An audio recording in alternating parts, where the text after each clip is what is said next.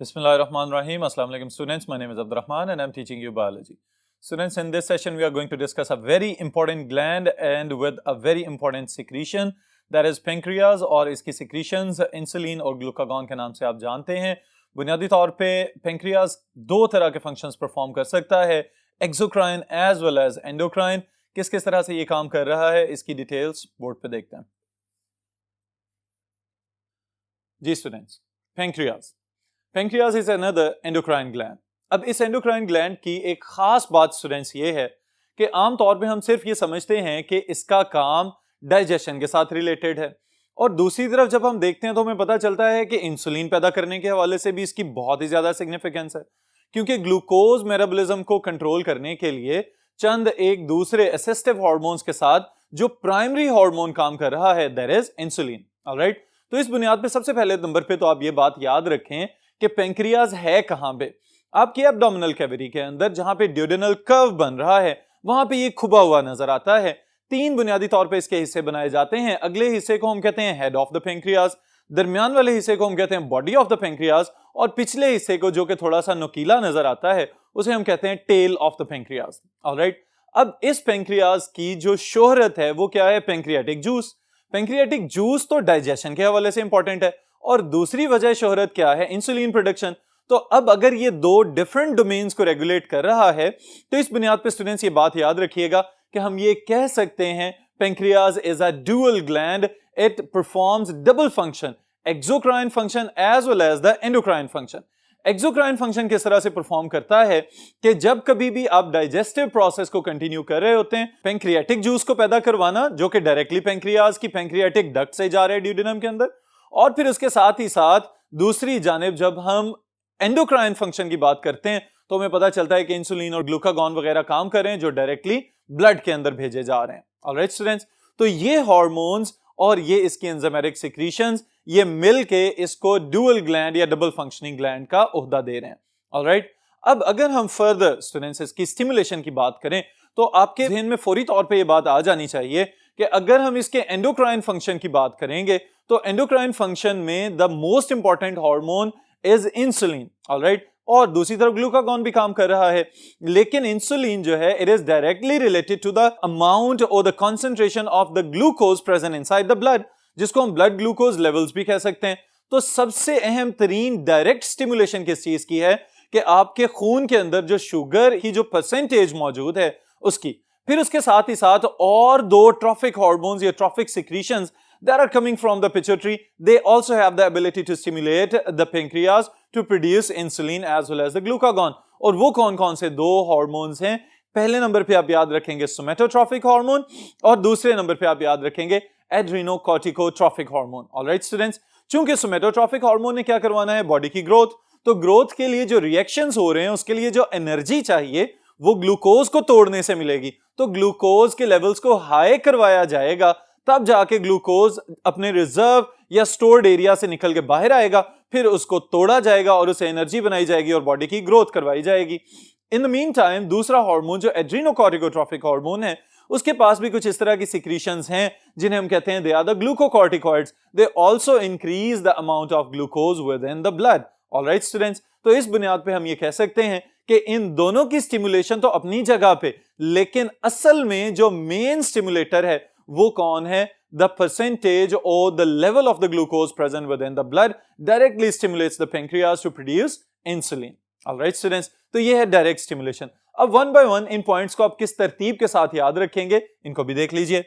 सबसे पहले नंबर पे it is a soft and elongated organ comprising of head, body and tail. Alright, stimulation कौन कौन करवा रहा है? It is under the control of the pituitary trophic hormones, somatotrophic hormone and adrenocorticotrophic hormone respond directly to the blood glucose level. Endocrine function के लिहाज से ये वाला पॉइंट अपने ज़हन में जरूर रखिएगा कि इसकी डायरेक्ट स्टिमुलेशन ज्यादा सिग्निफिकेंट है in maintaining the homeostasis of the glucose within the blood.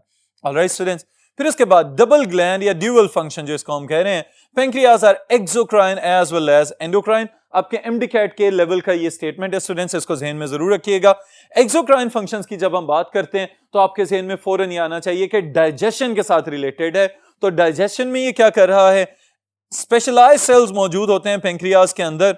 जब हम इसकी एनाटॉमी देखते हैं तो हमें पता चलता है कि इसके पास इसके अंदर वेन्स और फिर वेनलेट्स की तरह के स्ट्रक्चर्स मौजूद हैं, ऑलराइट, जो कि छोटे छोटे ट्यूब्स और ट्यूब्यूल्स की फॉर्म में नजर आते हैं। और फिर उसके साथ ही साथ स्टूडेंट्स इनके एंड्स पे जाके स्पेशलाइज्ड सेल्स नजर आते हैं जिनको हम कहते हैं एसिनर सेल्स, ऑलराइट। ये जो एसिनर सेल्स हैं पेंक्रियाज के, ये सिक्रीट करने की सलाहियत रखते हैं पेंक्रियाटिक जूस को, और पेंक्रियाटिक जूस आपको याद होना चाहिए ड्यूडेनम के अंदर जाके डाइजेशन को कंट्रोल कर रहा होता है। और इसमें कौन कौन से एंजाइम्स मौजूद हैं? The enzymes include trypsinogen, lipase, amylase जिसको हम पेंक्रियाटिक एमिलेज भी कहते हैं, और पेप्टिडेज जिनको फर्दर हम एक्सोपेप्टिडेजेस और एंडोपेप्टिडेजेस में क्लासिफाई कर सकते हैं। तो ये इसका एक्सोक्राइन हार्मोन वाला हिस्सा, यानी कि ये वो पार्ट है कि जो अलहदा से एंजाइमेटिक सिक्रीशन सिक्रीट कर रहा है और क्या करेगा, आपके डाइजेशन को रेगुलेट करेगा within the small intestine, और to be more precise within the first part of the small intestine, alright students. फिर इसके साथ एंडोक्राइन फंक्शन की अगर हम बात करें, जिस पे हमारा मेन फोकस है इस टॉपिक का, तो इसमें कौन कौन से पॉइंट्स आप याद रखेंगे स्टूडेंट्स, ये भी सुनते जाएं। जी स्टूडेंट्स, सबसे पहली चीज जो यहां पे आप एंडोक्राइन फंक्शन के लिहाज से याद रखेंगे वो ये है कि बिल्कुल उसी तरह के जैसे एक्सोक्राइन स्टिमुलेशन या सिक्रीशन के लिए एसिनर सेल्स मौजूद हैं, इसी तरह पेंक्रियाज के अंदर छोटे छोटे सस्पेंडेड ग्लोब्यूलर स्ट्रक्चर्स नजर आते हैं जिन्हें हम कहते हैं islets of Langerhans. Islets of Langerhans के अंदर भी क्यूबॉइडल सेल्स मौजूद हैं, और इन क्यूबॉइडल सेल्स के पास खास किस्म की सिक्रीशंस सिक्रीट करने वाले स्पेशलाइज्ड सेल्स मौजूद हैं, जिनको हम डिफरेंशिएट कर रहे हैं यहां पे into 3 major types, alright students. पहले नंबर पे अल्फा सेल्स, दूसरे नंबर पे बीटा सेल्स और तीसरे नंबर पे डेल्टा सेल्स, ऑलराइट। दरमियान में गैमा सेल्स भी मौजूद हैं जो कि कुछ बुक्स में डिस्कस किए जाते हैं मोस्टली, लेकिन ज्यादातर हम इन्हीं 3 सेल्स की बात करते हैं, ऑलराइट। इसमें अब आप अपने जहन में ये रखेंगे कि alpha cells they are less in number and they secrete glucagon, alright. दूसरी तरफ the beta cells they are larger in number, ज्यादा तादाद में पाए जाते हैं, और they have the ability to secrete insulin, the most significant hormone of the glucose metabolism। और फिर इसके बाद तीसरे नंबर पे जो डेल्टा सेल्स जिनकी हम बात कर रहे हैं स्टूडेंट्स, they secrete somatostatins, और इनका काम क्या होता है कि ये इन दोनों पिछले सेल्स की सिक्रीशंस को कंट्रोल करते हैं कि इंसुलिन कहीं ओवर सिक्रीशन में या ग्लूकागॉन कहीं ओवर सिक्रीशन में ना चला जाए, तो इनको मॉनिटर करना और फिर उसके बाद रेगुलेट करवाना, ये सोमेटोस्टेटिन्स का काम हो सकता है, ऑलराइट स्टूडेंट्स। अब इसमें से हम फर्दर वन बाय वन अगर डिस्कस करें तो the first one is insulin. Insulin is secreted by the beta sales, alright students. चूंकि तादाद में ज्यादा हैं तो ये बात ध्यान में रखिएगा कि इनकी सिक्रीशंस भी ज्यादा होंगी, लेकिन जो काम ये परफॉर्म कर रहे हैं वो आपके जहन में आ जाना चाहिए कि असल में जैसे ही बॉडी में किसी भी जगह से ये मैसेज रिसीव होगा कि नाउ द परसेंटेज और the level of the glucose is rising with in the blood, तो फौरी तौर पे इंसुलिन को सिक्रीट किया जाएगा, और इंसुलिन पैदा होते साथ ही फौरन ग्लूकोज की कंसंट्रेशन को कम कर देगा। लेकिन इस मिकदार में कमी के पीछे बहुत सारे टेक्निकल स्टेप्स मौजूद हैं। वन बाय वन जो फंक्शंस आपने याद रखने हैं इनको भी डिस्कस करते हैं स्टूडेंट्स। सबसे पहला और अहम तरीन फंक्शन क्या है? It depresses the blood glucose levels, कि आपकी बॉडी के अंदर जो ग्लूकोज की मिकदार है, अगर आपके इनटेक की वजह से या ग्लाइकोजन के टूटने की वजह से या एडिपोज टिश्यू में से फैट्स के टूटने की वजह से या प्रोटीन्स के टूट के ग्लूकोज में कन्वर्ट होने की वजह से, जिस अमल को हम नाम देते हैं ग्लूकोनियोजेनेसिस, इन तमाम प्रोसेसेस में से किसी भी वजह से अगर ग्लूकोज की कंसंट्रेशन बढ़ रही है तो insulin will be the proctor, ये यहां पे लीड करेगा और फौरी तौर पे ग्लूकोज लेवल को कम करना शुरू कर देगा। फर्दर जो स्टेप्स इंसुलिन फॉलो करवा रहा है, किस तरह से ग्लूकोज की कंसंट्रेशन को कम करता है, ये भी याद रखें। पहले नंबर पे आप याद रखेंगे कि इंक्रीज द ग्लाइकोजन सिंथेसिस, यानी कि ग्लूकोज को कन्वर्ट किया जाएगा into the glycogen within the liver and muscles. और ग्लाइकोजन को हम क्या कहते हैं? It is the animal starch, it is the reserve form और stored form of glucose within the body, alright students. फिर इसके बाद increase the utilization of glucose by cells, यानी अगर सेल्स के अंदर ग्लूकोज को चैनलाइज करवाना हो तो वो काम भी इंसुलिन करता है। स्पेशलाइज्ड रिसेप्टर्स मौजूद होते हैं आपकी बॉडी के डिफरेंट सेल्स के ऊपर, उनको जाके इंसुलिन स्टिमुलेट करता है, उनके अंदर ग्लूकोज अपटेक को बढ़ाता है, और ग्लूकोज जब ब्लड में से निकल के बॉडी के सेल्स में चला जाएगा तो इसका मतलब यह हुआ कि ब्लड के अंदर ग्लूकोज के लेवल को डिप्रेस या डिक्रीज कर दिया जा चुका है। Then stimulate conversion of glucose to lipids and proteins. ये पॉइंट्स भी स्टूडेंट समझने वाले हैं कि लिपिड्स लिपोजेनेसिस का अमल यानी लिपिड्स बनवाना इस अमल को भी डायरेक्टली आपका इंसुलिन ही रेगुलेट कर रहा है और लिवर के अंदर ये काम किया जा रहा होता है। किस तरह से ये काम मुकम्मल किया जाता है कि ग्लूकोज को कन्वर्ट किया जाएगा into acetyl co enzyme A और एसिटाइल को ए जिसे हम कहते हैं, और फिर उसके बाद फौरी तौर पे इसको ट्रांसफर कर दिया जाएगा इनटू एसाइल ग्लिसरोल्स और एसाइल ग्लिसरोल्स को फिर एडिपोज टिश्यू के अंदर स्टोर कर दिया जाएगा। ऑलराइट, फिर उसके बाद स्टूडेंट्स अगला काम जो ये कर रहा है दैट इज प्रोटियोजेनेसिस, यानी कि protein synthesis from the glucose. Alright students, then convert glucose to acetyl CoA, then transformed to acyl glycerol and stored within the adipose tissue, यानी कि excessive sugars या carbohydrates जो आप intake करते हैं वो आपकी बॉडी के अंदर एडिपोज टिश्यू बनाने में हेल्पफुल हैं, और आहिस्ता आहिस्ता जितने ज्यादा एडिपोज टिश्यू यानी कि चर्बी का इजाफा होता चला जाएगा तो ओबेसिटी में भी साथ ही साथ इजाफा हो जाएगा, ओवरवेट होने वाली कंडीशन होगी। और आपको ये बात याद होनी चाहिए कि डायबिटिक्स में जो सबसे ज्यादा अहम या क्रिटिकल फैक्टर होता है दैट इज बीइंग ओवरवेट और द ओबेसिटी। तो ओबेसिटी असल में खुद से इंसुलिन की अपनी ही पैदा करता है। ऑलराइट स्टूडेंट्स, फिर उसके साथ आप जो चीज याद रखेंगे that is it convert amino acids to proteins in liver. ये कन्वर्जन का काम भी आपके जिगर में मुकम्मल किया जा रहा है। These are different types of functions that are performed by the insulin, और इन तमाम फंक्शंस परफॉर्म करने के बाद इंसुलिन इस काबिल होता है कि आपकी बॉडी को हेल्दी और एक्टिव रखे, क्योंकि जिस किसी दिन आपकी बॉडी के अंदर शुगर इनटेक बहुत ज्यादा हो चुका होगा उस दिन आप हो सकता है कि बहुत ज्यादा फ्रेश फील ना करें। जी स्टूडेंट, उसके बाद जिस तरतीब से मैंने आपको प्रीवियस हार्मोन्स की सिक्रीशंस में बताया हुआ है उसी तरतीब को फॉलो करते चले जा रहे हैं कि कुछ हार्मोन्स की सिक्रीशंस अगर जरूरत से ज्यादा हो जाएं तो ओवर सिक्रीटरी इश्यूज बन जाते हैं, और अगर सिक्रीशन जरूरत से कम हो जाएं तो इनसफिशिएंसी की वजह से भी बहुत सारे मसाइल सामने आते हैं। तो इंसुलिन की भी एक्टिविटी के लिहाज से आप ये बात याद रखें कि अगर इंसुलिन की पैदावार जरूरत से कम है फिर भी काम खराब है, अगर इंसुलिन की पैदावार जरूरत से ज्यादा है तो फिर भी काम खराब है।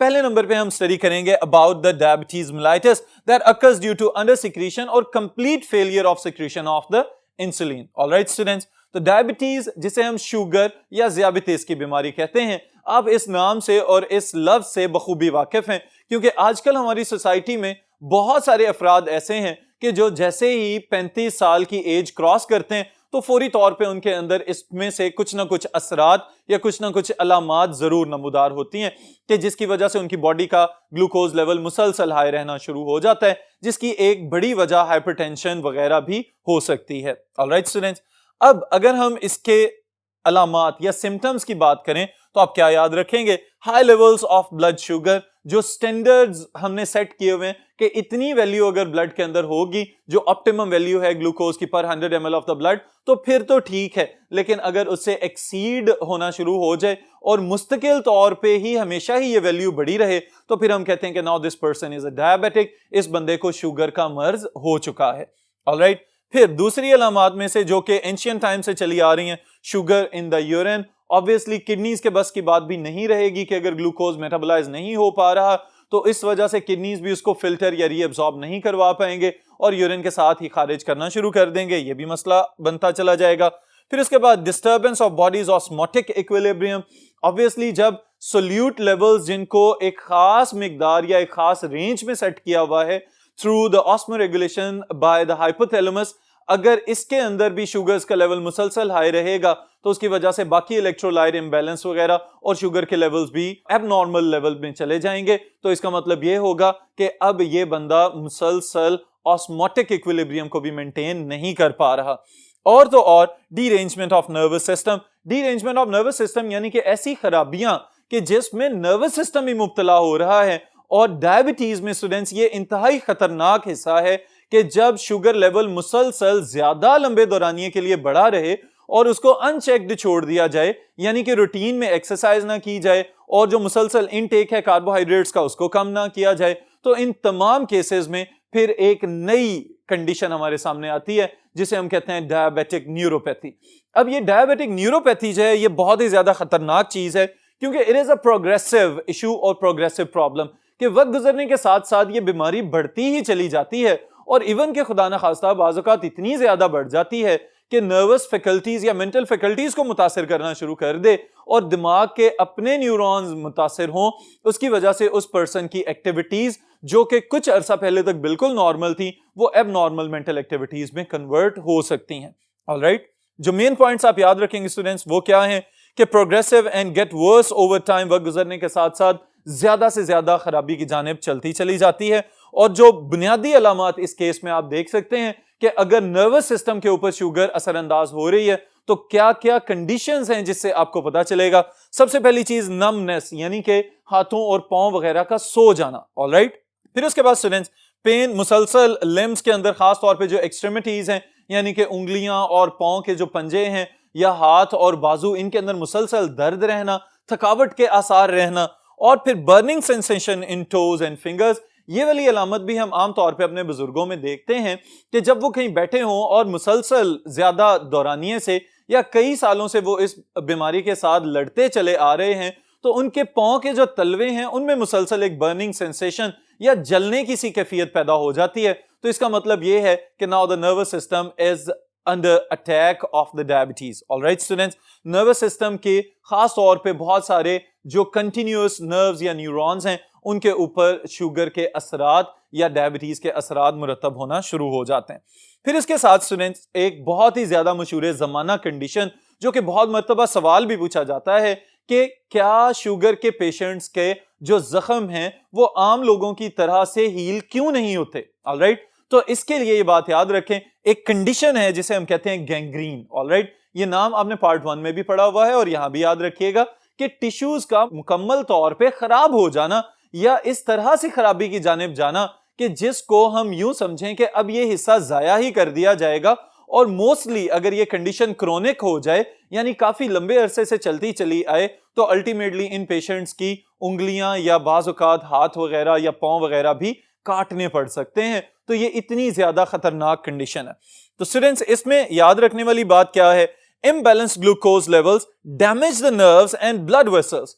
अब नर्व्स को भी डैमेज कर रहा है और ब्लड वेसल्स को भी डैमेज कर रहा है। तो इसका मतलब यह है कि हमारी बॉडी की जो एक्सट्रीमिटीज हैं, अगेन द फिंगर टिप्स वगैरह और टोज वगैरह जो हैं, वहां तक ब्लड सप्लाई जाएगी ही नहीं। जब ब्लड सप्लाई नहीं जाएगी तो ऑक्सीजन नहीं सप्लाई की जा रही, ऑक्सीजन सप्लाई नहीं की जा रही तो इसकी वजह से वो टिश्यूज आहिस्ता आहिस्ता डेड होना शुरू हो जाएंगे और फिर हम कहेंगे कि now this condition is the gangrene. और इन सारी चीजों में अगर हम इंजरी की बात करते हैं कि किसी भी डायबिटिक पेशेंट को अगर जख्म हो जाता है तो उस सूरत में भी स्टूडेंट्स ये बात तो ज़हन में होनी चाहिए कि ब्लड वेसल्स वहां तक जाएंगे और ब्लड की सप्लाई करेंगे तो फिर जाके कहीं आपकी ब्लड क्लॉटिंग प्रोटीन्स वहां पे अपना काम परफॉर्म कर सकेंगी। तो अगर ब्लड वेसल्स ही डैमेज हो गए हैं और ब्लड की सप्लाई ही नहीं है उस जगह पे तो ऑक्सीजन तो ना होना एक अलग फैक्टर है, आपके ब्लड क्लॉटिंग प्रोटीन्स भी वहां तक नहीं पहुंच रहे तो वो जख्म उसी तरह से खराबी की जानिब चला जाएगा और फिर उसमें भी गैंग्रीन के आसार नजर आना शुरू हो जाएंगे। So we can say that blood vessels and reducing oxygen supply to extremities causing gangrene and slow healing of wounds. Alright students, फिर इसके साथ ही साथ ये तो हमने एक under activity of the insulin या उसके अलावा फेलियर टू प्रोड्यूस इंसुलिन के हवाले से एक फैक्टर पड़ा है, that is the diabetes mellitus. इसके अलावा और खराबियां भी ऑब्जर्व की जाती हैं ह्यूमंस के अंदर। उनमें से एक बड़ी खराबी क्या है कि फैट्स का इकट्ठे हो जाना बॉडी के अंदर। और ये बात स्टूडेंट्स बहुत ही अहम है हमारे लिए। वो किस तरह से कि जो बैड फैट्स हैं जिसमें एक स्पेसिफिकली एक नाम मैं आपको बताता हूं, सेरामाइड्स इनको हम कहते हैं। अब ये फैट्स जब बॉडी से खारिज हो रहे होते हैं तो इनको खारिज करने के लिए साथ बहुत ही इंपॉर्टेंट या सिग्निफिकेंट किस्म के कैटाइंस का भी लॉस का सामना करना पड़ता है ह्यूमन बॉडी को, जिसके अंदर जिंक या आयरन या मैग्नीशियम और मैंगनीज वगैरह भी शामिल हैं। तो इनका इखराज बॉडी से हमारे लिए इलेक्ट्रोलाइट इंबैलेंस का बायस बनेगा और उसकी वजह से बाकी मेटाबॉलिक सिस्टम्स भी मुतासिर हो सकते हैं। फिर उसके अलावा स्टूडेंट्स, डायबिटिक्स के अंदर जो एक अलामत बहुत ज्यादा नोट की जाती है दैट इज डिहाइड्रेशन, पानी की कमी का शिकार होते चले जाना। वो डायबिटीज इंसिपिडस की तो सिग्निफिकेंस है ही कि मुसलसल प्यास लगते रहना, लेकिन डायबिटीज मेलाइटिस वाली कंडीशन में भी ये देखा गया है कि इस तरह के पेशेंट्स में भी मुसलसल जो है वो डिहाइड्रेटेड कंडीशन देखी जा सकती है। ऑलराइट, फिर उसके बाद दूसरी तरफ अगर हम चलें स्टूडेंट्स तो एक्सेस ऑफ इंसुलिन, यानी अगर इंसुलिन जरूरत से ज्यादा पैदा हो रही है तो उस कंडीशन में क्या होगा। आपने आगाज में ये पढ़ा है कि इंसुलिन का काम क्या है, ग्लूकोज लेवल्स को डिप्रेस करना, लेकिन जरूरी यह है कि ऑप्टिमाइज्ड लेवल तक या एक मखसूस रेंज तक ही उसको कम किया जाए। अगर इंसुलिन जरूरत से ज्यादा पैदा हो रही है तो फिर वो क्या करेगी, ग्लूकोज को जरूरत से ज्यादा डिप्रेस कर देगी और इस कंडीशन को हम कहेंगे दिस इज हाइपोग्लाइसीमिया, कि ब्लड के अंदर ग्लूकोज की लेवल या ग्लूकोज की कंसंट्रेशन जितनी होनी चाहिए उतनी भी नहीं रहेगी और इसकी वजह से खराबी क्या है कि बाकी टिश्यूज और बाकी ऑर्गन्स, बाकी सिस्टम्स भी मुतासिर होना शुरू हो जाएंगे। ऑलराइट स्टूडेंट्स, जिसकी वजह से it may upset nerve and muscle functioning of the body. और ये आपने पढ़ा हुआ है कि अगर शुगर लेवल डिक्रीज होते हैं तो मस्कुलर इश्यूज में से कौन सा इशू बनता है, चैप्टर नंबर 16 में आप पढ़ के आ चुके हुए हैं। फिर उसके बाद स्टूडेंट्स नेक्स्ट हार्मोन है हमारे पास ग्लूकागॉन, और ग्लूकागॉन को हम कह सकते हैं कि it is essentially antagonist to the insulin.